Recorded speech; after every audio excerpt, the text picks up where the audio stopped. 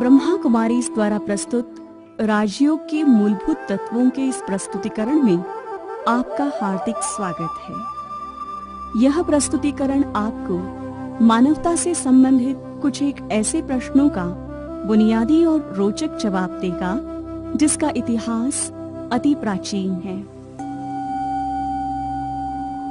मैं कौन हूँ? मैं क्या हूँ? मानव चेतना क्या है? हमारा सत्य परिचय क्या है तथा हम उस तक कैसे पहुंच सकते हैं, अथवा तो हम उसकी मूल पहचान कैसे प्राप्त कर सकते हैं? आइए सबसे पहले उसका अन्वेषण करें।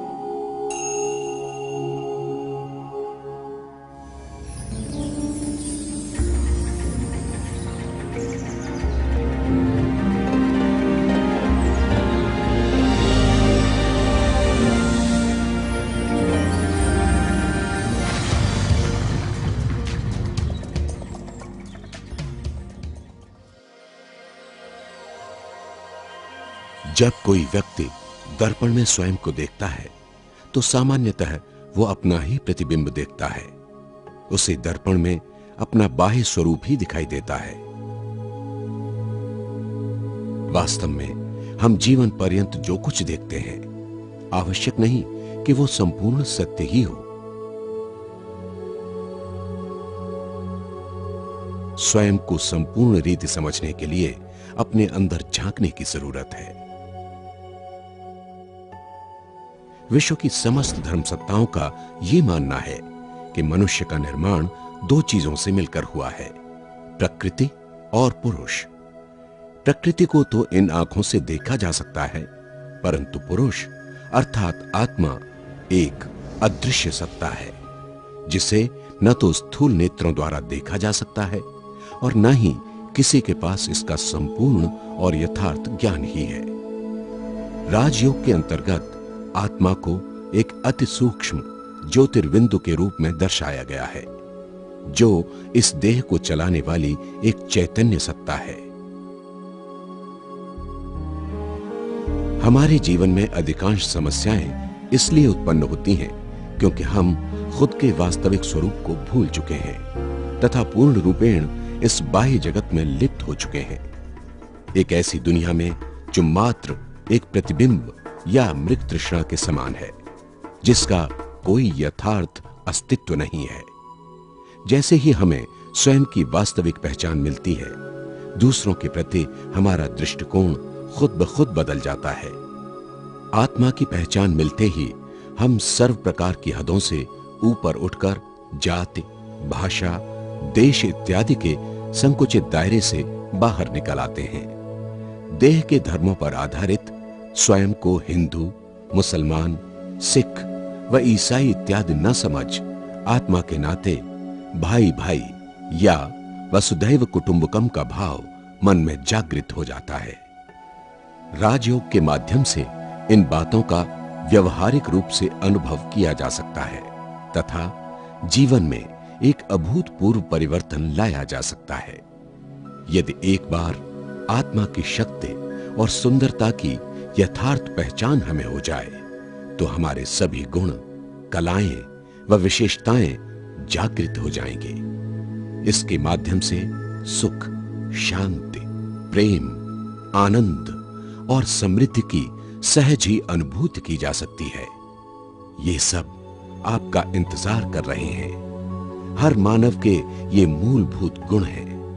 अतः हर दिन अनेकों बार अपने आप को ये स्मृति दिलाएं कि मैं एक शांत स्वरूप आत्मा हूं।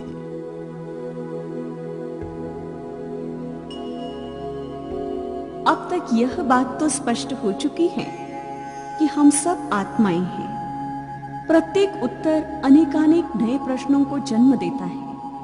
हम जानते हैं कि हम एक शुद्ध, शांत और अविनाशी आत्मा है, परंतु प्रश्न उठता है कि हम आत्माएं आती कहां से है तथा पुनः जब यह विश्व नाटक पूरा होगा तो जाएगी कहां? आखिर हमारे अस्तित्व की निरंतरता का रहस्य क्या है?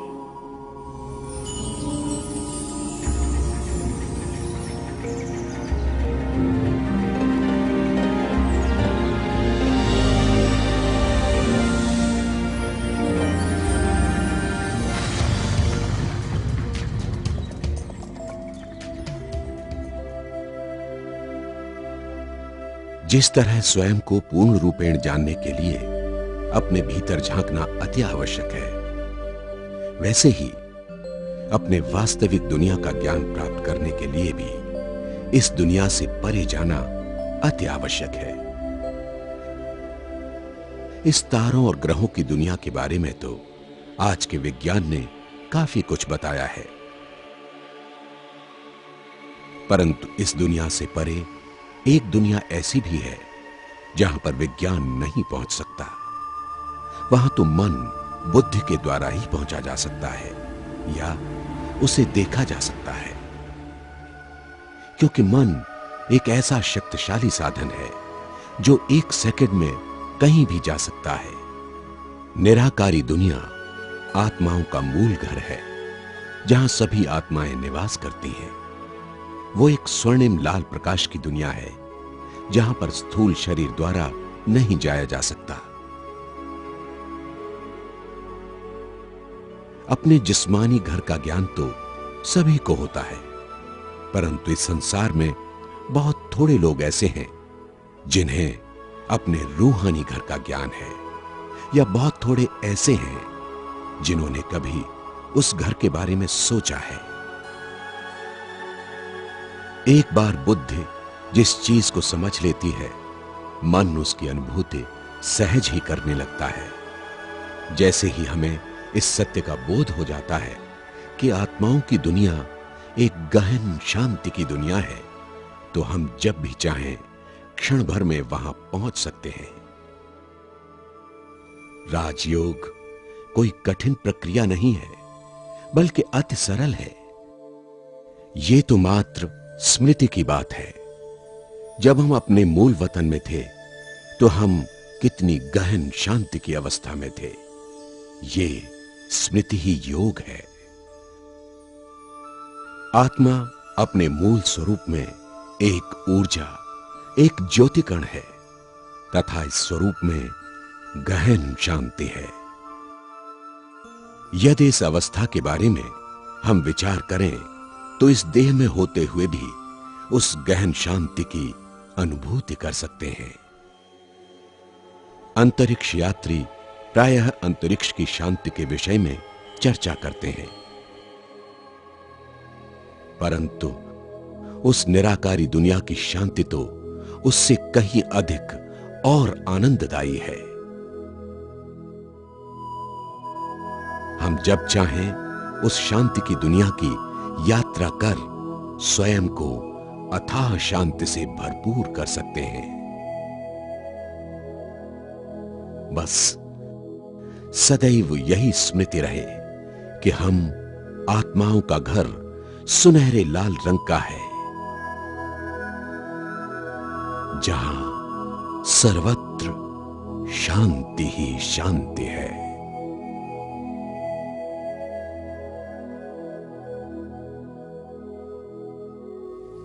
हमें यह ज्ञात हो चुका है कि शरीर द्वारा यहां रहते भी हम अपनी संकल्प शक्ति द्वारा उस शांत, तेजोमय और सुनहरे लाल प्रकाश के लोक का सैर कर सकते हैं, जहां पर हम आत्माएं निवास करती हैं। हम एक बात और भी भूल चुके हैं, उस परम दिव्य स्रोत को, जहां से ही हमें सारी शक्तियां और सारे गुण प्राप्त होते हैं, और जिसके सानिध्य में आकर ही आत्मा जन्म जन्मांतर के लिए भरपूर हो जाती है।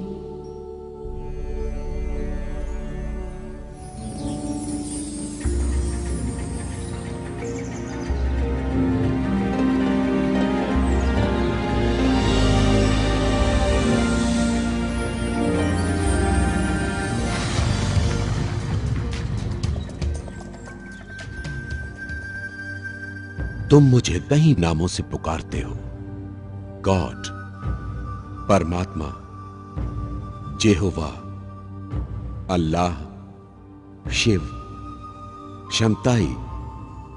तुमने चर्च, गुरुद्वारे, मंदिर, मस्जिद और मूर्तियां बनाई।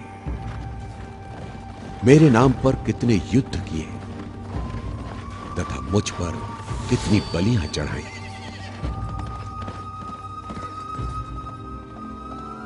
तुमने मुझे कण कण में कह सर्वव्यापी बना दिया। जब संकट और दुख की घड़ी आती है तो तुम मुझे याद करते हो और सुख के दिनों में भूल जाते हो। तुमने जन्म जन्मांतर देव रूप में मेरी पूजा की, फिर भी मुझे जानते नहीं। गुरु गोसाई लोगों ने मानव मात्र को मेरी राह दिखाने की कोशिश की, परंतु किसी को मैं प्राप्त नहीं हुआ। मैं ही तुम्हारी माता और मैं ही तुम्हारा पिता हूं। मैं ही हूं जिससे तुम सारे संबंध जोड़ सकते हो। तुम्हारी तरह न तो मेरा जन्म ही होता है और न ही तुम्हारी तरह मैं कभी मरता हूं। मैं एक ज्योति हूं। मेरा स्वरूप अति सूक्ष्म बिंदु के समान है, जिसे स्थूल नेत्रों से नहीं देखा जा सकता। तुम सब भी मेरी तरह ही अति सूक्ष्म ज्योति बिंदु हो। मेरा धाम शांति धाम है, जहां सर्वत्र शांति ही शांति है। एक समय तुम सब भी उसी सुनहरी दुनिया में मेरे साथ निवास करते थे। फिर वहां से आकर इस स्थूल दुनिया में शरीर धारण किया। तत्पश्चात तुम्हारी जीवन कहानी प्रारंभ हुई। समय के बीतने के साथ साथ तुम मुझे और अपने घर को भूल गए। मैं पुनः आया हूं तुम्हें समय के महत्व और रहस्य को बतलाने के लिए। मैं पुनः अवतरित हुआ हूं तुम्हें वो सब कुछ याद दिलाने के लिए जिसे तुम भूल चुके हो। मैं पुनः आया हूं तुम्हें प्रेम, शांति और शक्ति से भरपूर करने। याद करो, याद करो।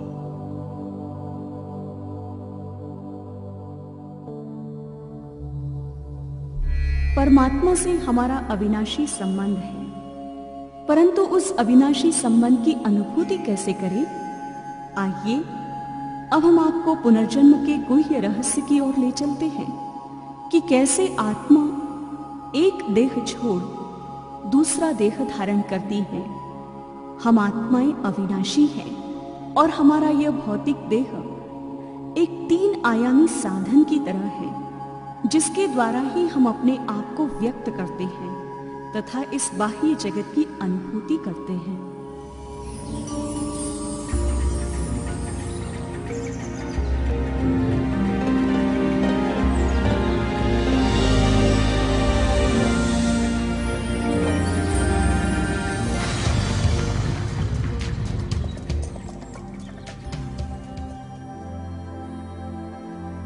मनुष्य जीवन अनेकानेक अनुभवों से भरा पड़ा है, फिर भी हमारे सामने बहुत सारे नए और रहस्यात्मक प्रश्न समय प्रति समय उपस्थित होते रहते हैं। पुनर्जन्म के माध्यम से इस तरह के बहुत सारे अनसुलझे रहस्य सुलझ जाते हैं। जैसे क्यों कोई बच्चा जन्म से ही किसी विशेष कला में निपुण होता है, या क्यों किसी व्यक्ति विशेष को देखने से ऐसा लगता है कि हमारी इनसे कोई पहले की पहचान है। इस तरह की निशानियां या विचार हमें हमारे अतीत की ओर इंगित करते हैं। विज्ञान का कहना है कि ऊर्जा की न तो उत्पत्ति की जा सकती है, न ही विनाश। ठीक उसी तरह आत्मा भी एक ऊर्जा है, जिसे न तो उत्पन्न किया जा सकता है, न विनाश। वास्तव में आत्मा एक आध्यात्मिक ऊर्जा है जो अविनाशी है।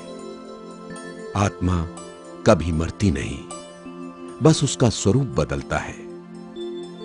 जिस तरह आम के बीज से आम का ही वृक्ष उत्पन्न होता है, उसी तरह मनुष्य बीज से मनुष्य की ही रचना होती है। अर्थात आत्मा मनुष्यात्मा ही बनती है।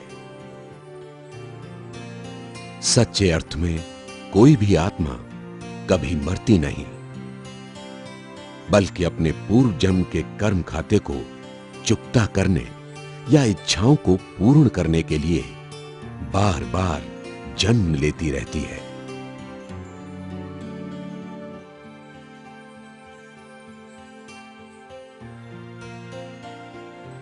पुनर्जन्म की अवधारणा वर्तमान क्रियाकलापों को परिवर्तन करने और जो कुछ बीत चुका है उसे सहज स्वीकार करने की शक्ति देता है। मानसिक संकीर्णता को तोड़ हमें स्वतंत्रता और विशाल दृष्टिकोण प्रदान करता है। सदैव ध्यान रखें, न कभी कोई मरा है, न ही मरेगा। हर एक नया किरदार निभाने के लिए मात्र अपना चोला परिवर्तन करता है।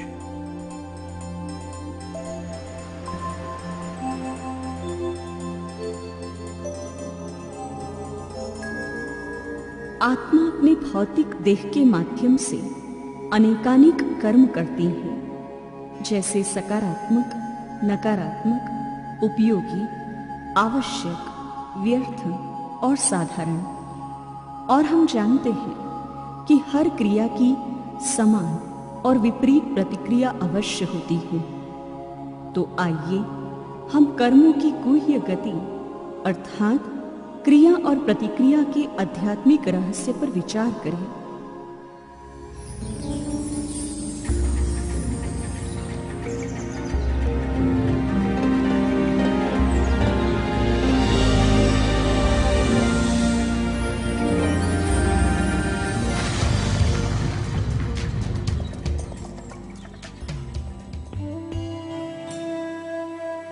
आज की विचारधारा के अनुसार मनुष्य अपने दुर्भाग्य का दोषारोपण दूसरे पर करता है।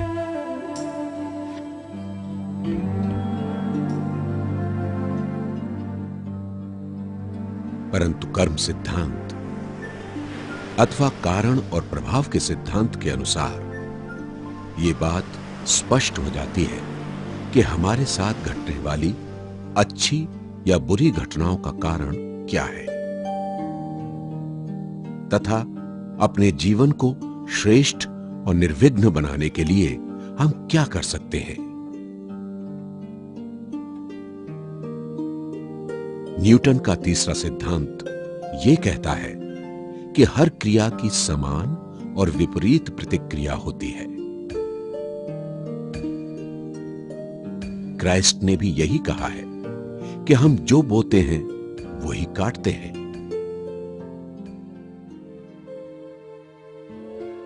यदि हम औरों के लिए कुछ बुरा करते हैं तो निश्चित रूप से एक दिन वही कर्म हम पर भी नकारात्मक रूप से कार्य करता है। अच्छे कर्मों का परिणाम भी अच्छा ही होता है तथा बुरे का बुरा।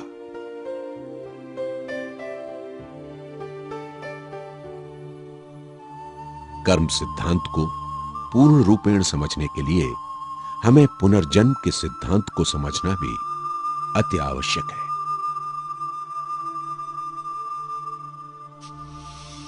इस जन्म के अच्छे या बुरे कर्म निश्चित रूप से दूसरे जन्म में हमारे साथ जाते हैं।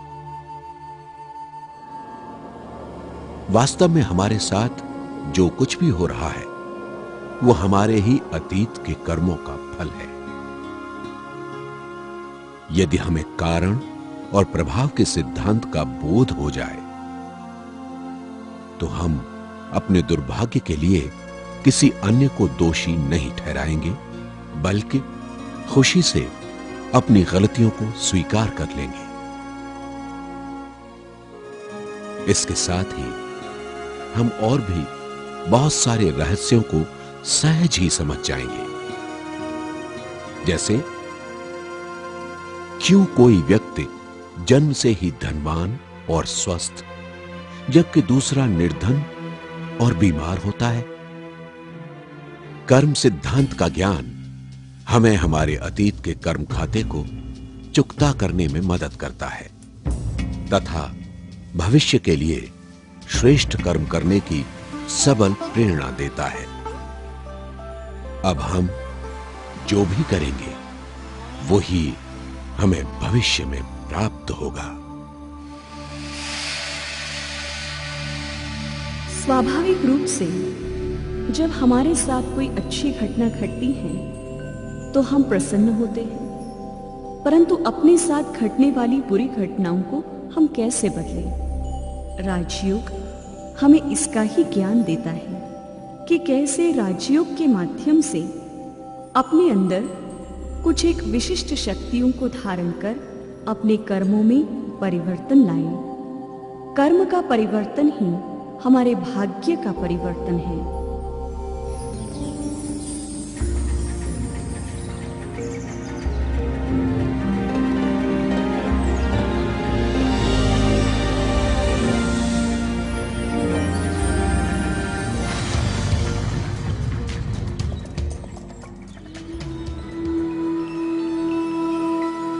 हम गुणों और शक्तियों को पाने के लिए देवी देवताओं की पूजा करते हैं। हम सोचते हैं कि काश हमारा जीवन भी इन देवी देवताओं जैसा शक्ति संपन्न और सुंदर होता।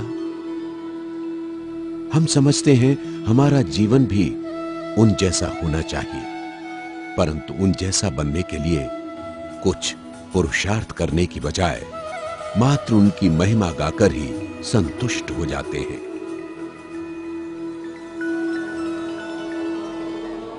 परंतु राजयोग के माध्यम से हमारी खोई हुई सारी शक्तियां सहज ही प्राप्त हो जाती हैं। हमारी उन्नति के पीछे मुख्य हमारी अष्ट शक्तियां ही आधार हैं। सबसे पहली शक्ति है परखने की शक्ति। यह हमारे अंदर सत्य और असत्य के बीच अंतर करने की योग्यता है। उसके बाद है निर्णय करने की शक्ति। यह आत्मा की वो शक्ति है जिसके अनुसार आत्मा अपनी शक्तियों और कमजोरियों को ध्यान में रखते हुए किसी कार्य को करने का निर्णय लेती है। तीसरी शक्ति है विस्तार को संकीर्ण करने की शक्ति। विषम परिस्थितियों में अपनी कर्मेंद्रियों को समेट लेना, ये आत्मा की तीसरी शक्ति है। चौथी शक्ति है सहन शक्ति। परिस्थितियां मनुष्य से उसकी सारी खुशी छीन लेती हैं तथा उसके जीवन में गम का अंधकार भर देती हैं। परंतु अपनी सहन शक्ति के बल से मानव परिस्थितियों को खेल बना देता है और दुख को भी सुख में बदल देता है। पांचवी शक्ति है सामना करने की शक्ति।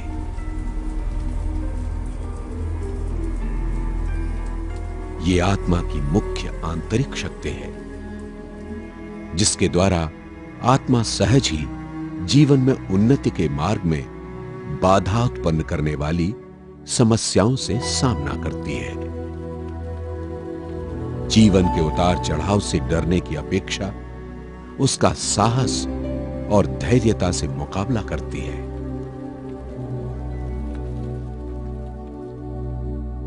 छठी शक्ति है समाने की शक्ति। ये वो शक्ति है जिसके द्वारा आत्मा सभी की कमी कमजोरियों को सागर के समान स्वयं में समा लेती है।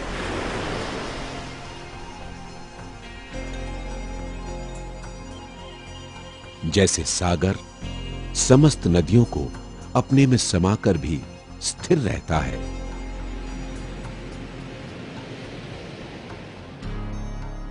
वैसे ही आत्मा भी दूसरों के अवगुणों को समाकर शांत और शुभ चिंतक बनी रहती है।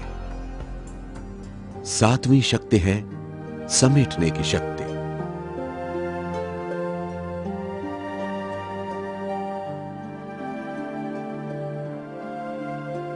इसके द्वारा आत्मा इतनी सशक्त हो जाती है कि जब चाहे वो अपने विचारों के विस्तार को समेट सकती है तथा बीती बातों के प्रभाव से मुक्त रह सकती है।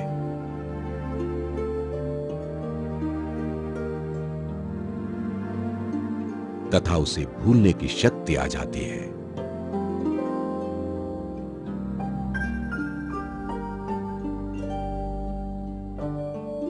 आठवीं शक्ति है सहयोग की शक्ति। सहयोग की शक्ति से बड़े से बड़ा कार्य भी सरल हो जाता है।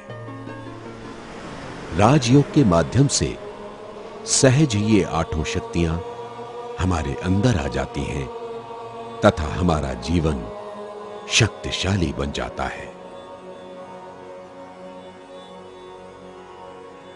परमात्मा ने हमें जो शक्तियां सृष्टि के प्रारंभ में दी थी, वो समस्त शक्तियां पुनः राजयोग से प्राप्त हो सकती हैं।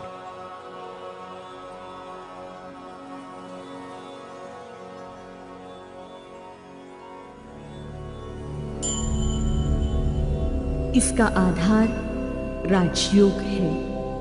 यह जागृत आत्मा और परमात्मा के बीच का एक सुंदर, सहज, सूक्ष्म और शक्तिशाली संबंध है। राजयोग के माध्यम से हम पाप कर्म करने से बच जाते हैं। तो आइए अब इस रूहानी यात्रा अर्थात ईश्वरीय याद की यात्रा का आनंद लें।